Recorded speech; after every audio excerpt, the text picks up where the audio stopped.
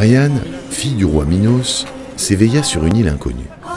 Elle s'était enfuie avec Thésée, qu'elle avait aidé à sortir du labyrinthe.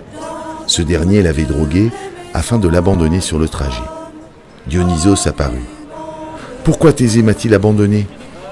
Pourquoi ne m'a-t-il pas dit qu'il ne pouvait pas m'emmener? Tu aurais accepté sa décision? Non, sans doute. Mais au moins je me serais senti respecté. Que penser d'un homme prêt à combattre des monstres et incapable d'affronter une femme?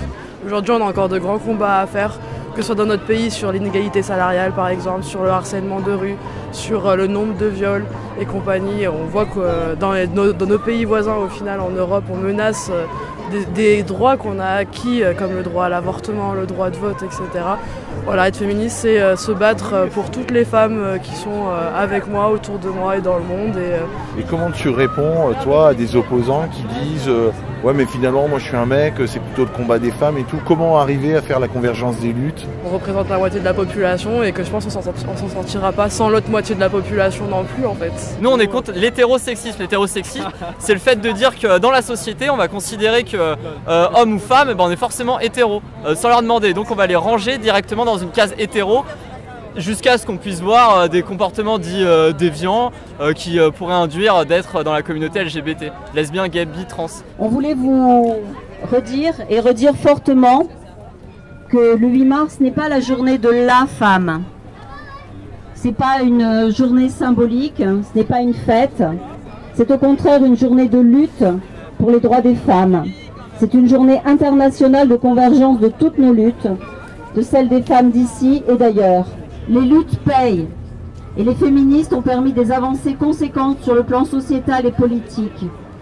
Les différences de salaire et de retraite, l'inégalité à l'accès à l'emploi, le plafond de verre ou le plancher collant, des temps partiels ou de la précarité, la répartition inégale des tâches domestiques et éducatives, la charge mentale inégalement répartie, la parité insuffisante, le harcèlement, les violences sexistes et sexuelles, l'utilisation d'images dégradantes, les idées rétrogrades progressent.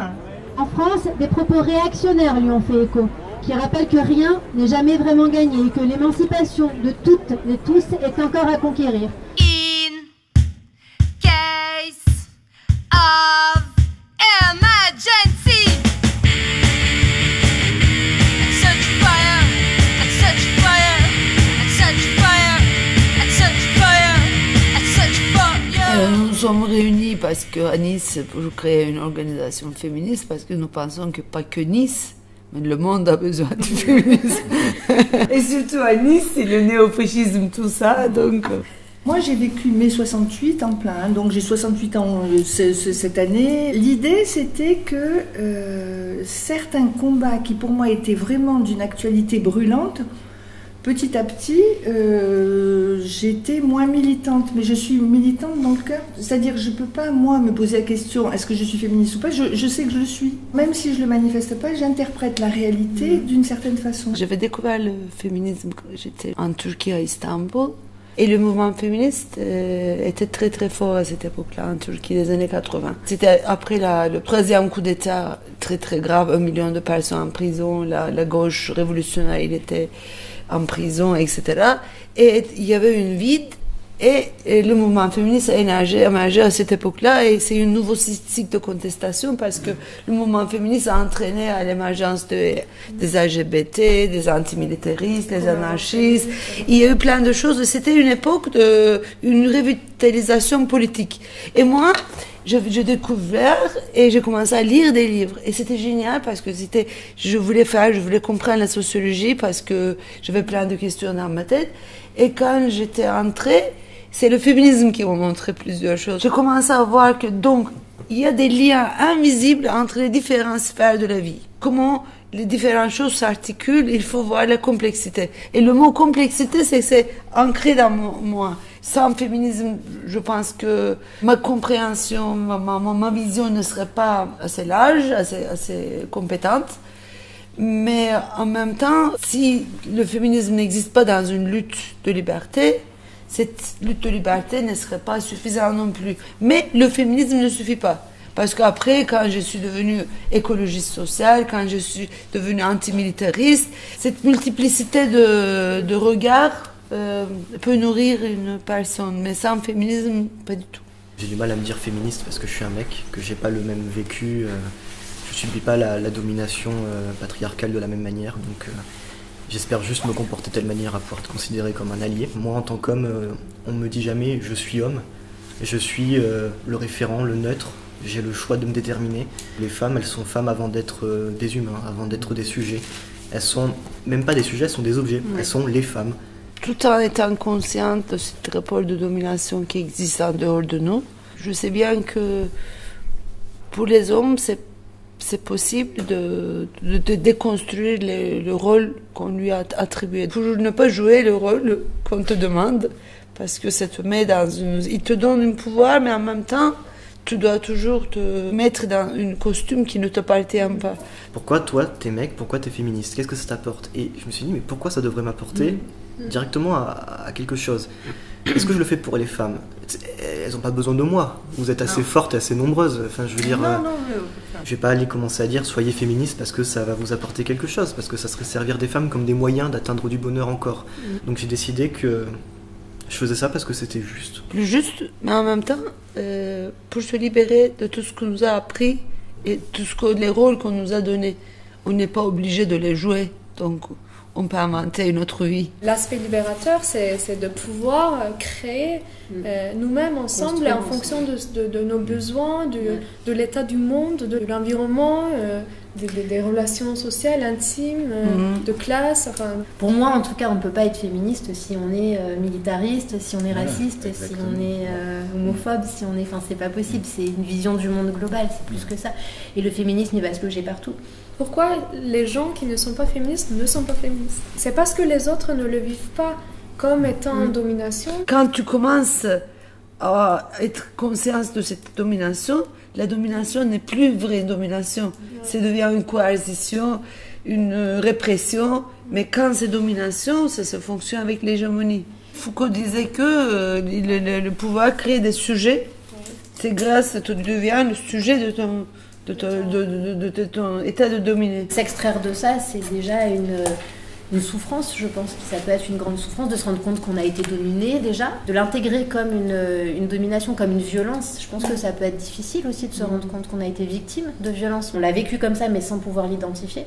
Je crois qu'il y a plusieurs raisons. Par exemple, les fascistes ne sont pas féministes. La droite n'est pas féministe parce qu'il sait que la famille, la position des femmes est très importante pour qu'ils mettent en place le racisme, toutes les sortes de discriminations, etc. C'est à cause de cette difficulté que on n'arrive pas à être féministe facilement. Si tu commences à poser la priorité, tu réduis le féminisme. Il n'y a pas de priorité. Donc le racisme c'est une priorité, le capitalisme c'est une priorité, l'homophobie c'est une priorité, le sexisme c'est une priorité, donc il ne faut pas dire qu'il y a une priorité.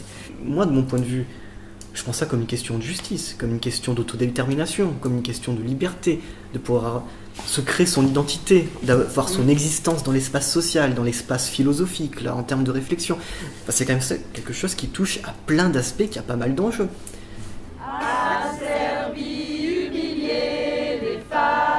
Acheté, vendu, violé, dans toutes les maisons, les femmes hors du monde reléguées. Levons-nous, femmes esclaves, et brisons nos entraves. Debout, debout, debout. Le temps de la colère, les femmes.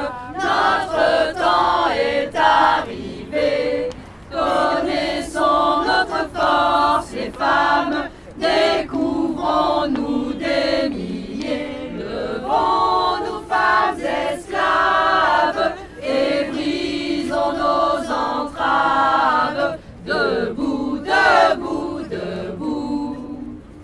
Alors c'est une bande dessinée qu'on aime beaucoup, beaucoup et qui traite celle-là, elle traite de la charge mentale, qui est un concept qui est relativement nouveau, qui décrit tout ce qui concerne l'organisation du foyer dans un sens très large. Donc les repas, les vêtements des enfants, les rendez-vous médicaux, tout ce qui concerne l'organisation et qui pèse en énorme majorité sur les femmes. Au-delà des soins concrets donnés aux enfants, des jeux, de tout ça, il y a aussi les inscriptions à l'école. Tout ça, c'est les femmes qui le font. C'est les femmes qui se donnent elles-mêmes d'ailleurs souvent ce travail-là, ce rôle-là. Et c'est une charge qui est mentale mais qui prend énormément de temps dans la vie d'une personne, donc dans la vie d'une femme. Ça fait partie pour nous de l'organisation du travail aussi. Souvent les femmes, elles rentrent à la maison après leur travail et elles s'occupent de tout ce travail-là et de la charge mentale qui va avec. Toujours sur un ton humoristique, donc c'est quand même très drôle et très intéressant à lire. Mais voilà, c'est quand même très militant. Est-ce que ça veut dire alors pour toi qu'être féministe, ça fait partie d'un tout? C'est un projet de société, c'est un projet de vie, en fait c'est une prise de conscience. Ça commence par une prise de conscience d'inégalité, d'un manque de liberté, que ce soit une liberté qu'on se refuse à soi-même ou qu'on refuse aux autres. Et ça fait partie d'un projet de vie qui englobe tous les êtres humains, qui englobe même plus que ça avec l'écologie sociale et environnementale. Et c'est vraiment un projet de vie pour que chacun et chacune puisse être qui elle ou qui il veut et puis inclure, vraiment c'est un projet d'inclusion et ça demande un travail sur toutes les représentations qu'on a, sur les stéréotypes et sur tout un tas de petites choses. Et une fois c'est l'effet Matrix, quoi. Une fois qu'on avale la pilule, on voit tout à travers ce prisme-là et on se rend compte vraiment des inégalités. C'est un travail quotidien. La Lega crescerà e noi lavoratori, la Lega crescerà e noi lavoratori vogliamo la libertà. Oh bella ciao, ciao, ciao, ciao.